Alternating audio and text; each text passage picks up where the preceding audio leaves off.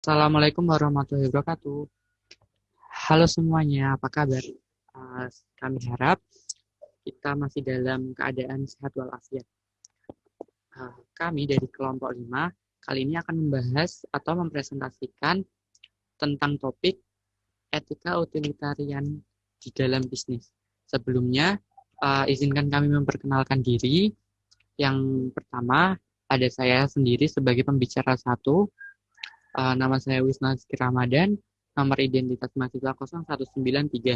Lalu ada beberapa rekan saya, yaitu ada Neriza Afrida Putri Anesya dengan nomor identitas mahasiswa 0170.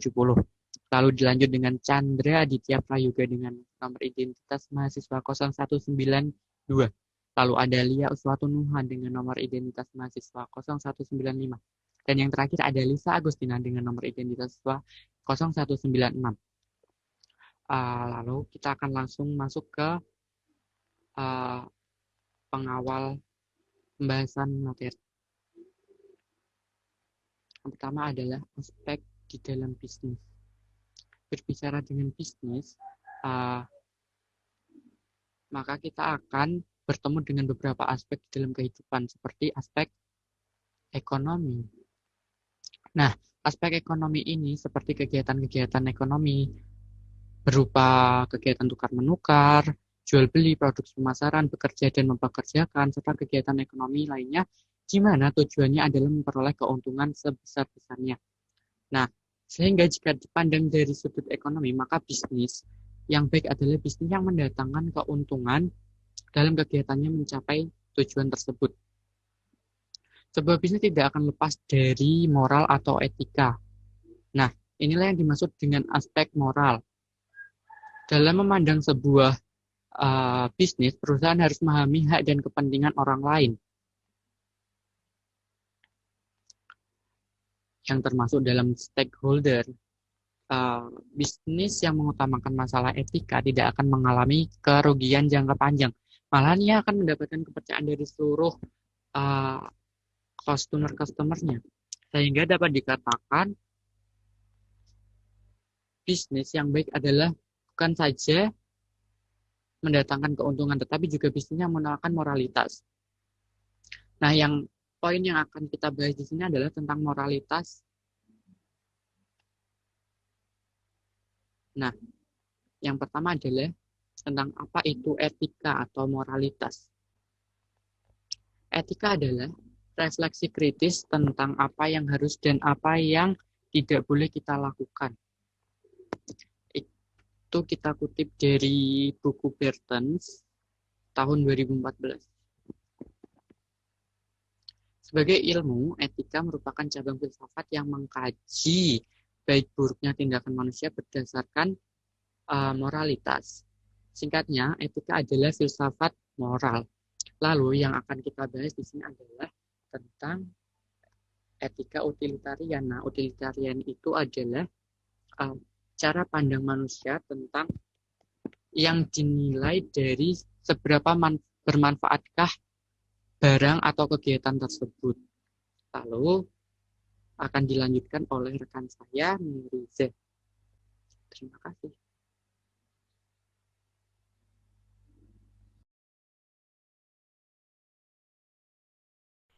Perkenalkan, nama saya Neriza Afrida. Saya akan melanjutkan presentasi dari Wisna. Di sini saya akan menjelaskan tentang istilah dan pengertian etika utilitarianisme. Istilah utilitarianisme berasal dari kata Latin utilis yang berarti bermanfaat. Menurut teori utilitarianisme, suatu tindakan dianggap baik jika tindakan tersebut membawa manfaat bagi masyarakat secara keseluruhan. Menurut Sonny Keraf tahun 1991, utilitarianisme adalah suatu paham filosofis yang memiliki nilai baik atau buruknya suatu tindakan berdasarkan tujuan dan akibat dari tindakan itu bagi sebanyak mungkin orang. Utilitarianisme merupakan bagian dari etika filsafat yang mulai berkembang pada abad 19 sebagai kritik atas dominasi hukum alam.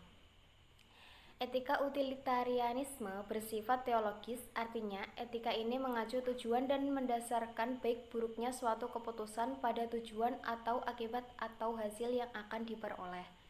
Etika ini dikembangkan oleh Jeremy Bentham. Persoalan yang dihadapi adalah bagaimana menilai baik buruknya suatu kebijakan sosial, politik, ekonomi, dan legal secara moral. Pengertian utilitarianisme adalah paham atau aliran dalam filsafat moral yang menekankan prinsip manfaat atau kegunaan sebagai prinsip moral yang paling dasar. Etika utilitarianisme menganggap bahwa suatu itu dapat dijadikan sebagai norma moral kalau sesuatu itu berguna. Utilitarianisme mendefinisikan kebaikan dan kejahatan dalam kaitannya dengan konsekuensi kesenangan dan rasa sakit. Tindakan yang benar secara etis adalah tindakan yang menghasilkan kesenangan terbesar atau jumlah terkecil.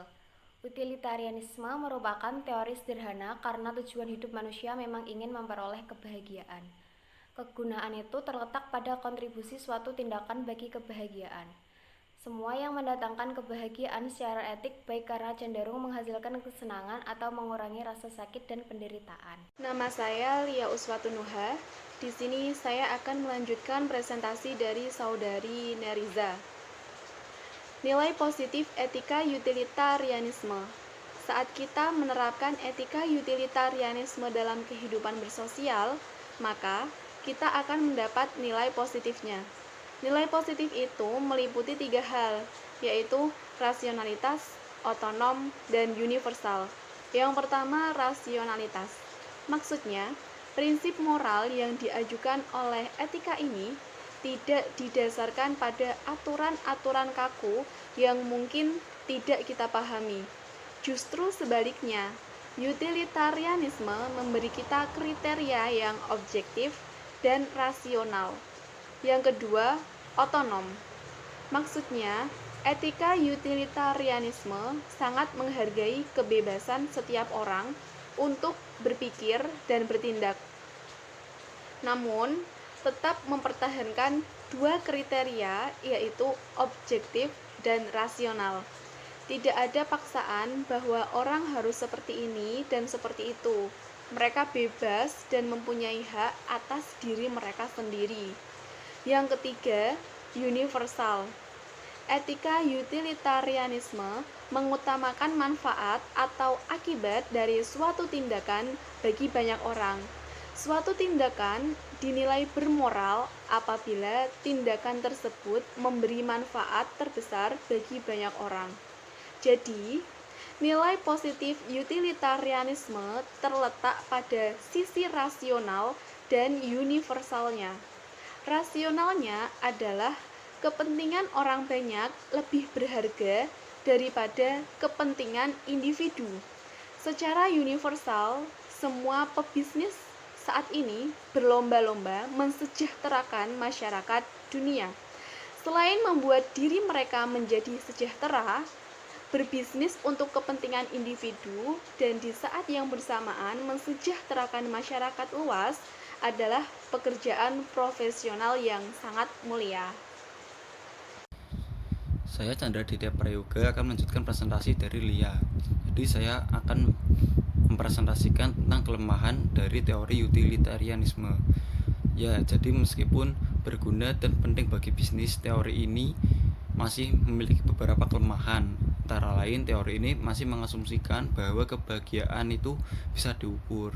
Ya, misal ya, seorang akuntan yang sangat pandai mengukur transaksi ekonomi dalam bentuk uang, yaitu kan memang wajar, karena uang merupakan standar pengukuran yang seragam. Tapi di sisi lain, tidak ada pengukuran umum untuk kebahagiaan, karena belum tentu kebahagiaan seorang itu setara dengan kebahagiaan orang lain. Lalu, soal distribusi dan intensitas kebahagiaan. Jadi prinsip utilitarianisme ini adalah untuk menghasilkan sebanyak mungkin kebahagiaan dan untuk mendistribusikannya kepada sebanyak mungkin orang. Tapi dalam prakteknya itu teori ini masih sepi terhadap prinsip lain seperti keadilan dan kesetaraan. Jadi teori ini menganggap bahwa mengorbankan kepentingan minoritas demi kepentingan mayoritas. Lalu masalah pengukuran lain adalah tentang ruang lingkup. Jadi beberapa banyak orang yang harus disertakan, apakah mesti diperhitungkan hanyalah kepentingan investor, masyarakat, atau juga kepentingan generasi yang akan mendatang.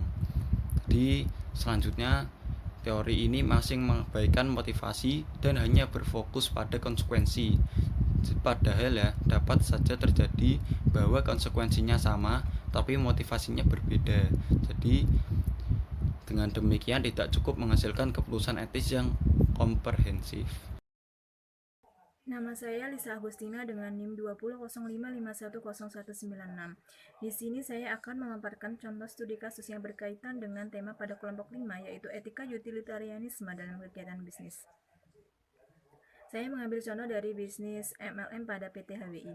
Pastinya teman-teman di sini sudah tidak asing lagi ya dengan bisnis MLM yang sudah menjamur dan sudah banyak dilakukan oleh masyarakat di Indonesia. Bisnis MLM atau multi-level marketing adalah sistem penjualan berkelompok yang dilakukan melalui keanggotaan yang membentuk tim pemasaran secara bertingkat. Nah, di sini kegiatan bisnis MLM pada umumnya yaitu bukan mendapatkan keuntungan bukan dari produk atau jasa, melainkan dari intensif atau bonus yang didapatkan dari kegiatan perekrutan anggota baru untuk bergabung pada bisnis MLM tersebut. Anggota baru di sini namanya domlen, dan tim atau pemimpin yang melakukan perekrutan di sini namanya adalah upline. Di sini upline akan mendapatkan keuntungan dari melakukan kegiatan perekrutan anggota baru. Yang kedua, dia juga akan mendapatkan keuntungan dari para dominan yang telah melakukan penjualan produk-produk dari PT HWI tersebut. Di sini jika melihat dengan pendekatan etika utilitarianisme, pada etika utilitarianisme sendiri memiliki 3 prinsip atau 3 kriteria, yaitu memberikan manfaat yang pertama, yang kedua yaitu memberikan manfaat terbesar, dan yang ketiga yaitu memberikan manfaat terbesar bagi sebanyak mungkin orang. Dan di sini dengan bisnis MLM masih belum bisa memenuhi pada kriteria yang nomor 3. Karena di sini dengan adanya sistem penjualan bertingkat atau sistem penjualan dengan cara tim pemasaran yang bertingkat ini, produsen harus membagi keuntungan dengan para upline dan downline. Maka dari itu nantinya yang mendapatkan kerugian dari bisnis MLM sendiri ini adalah para konsumen, karena dia harus menanggung harga produk yang mahal karena adanya pembagian keuntungan dari produsen dan para upline lainnya. Terima kasih. Sekian presentasi dari kelompok kami. Dari kelompok 5, pamit undur. Apabila ada tutur kata yang kurang berkenan dalam hati, kami mohon maaf yang sebesar-besarnya. Jika ada pertanyaan, bisa langsung ditanyakan dalam forum diskusi. Terima kasih. Wassalamualaikum warahmatullahi wabarakatuh.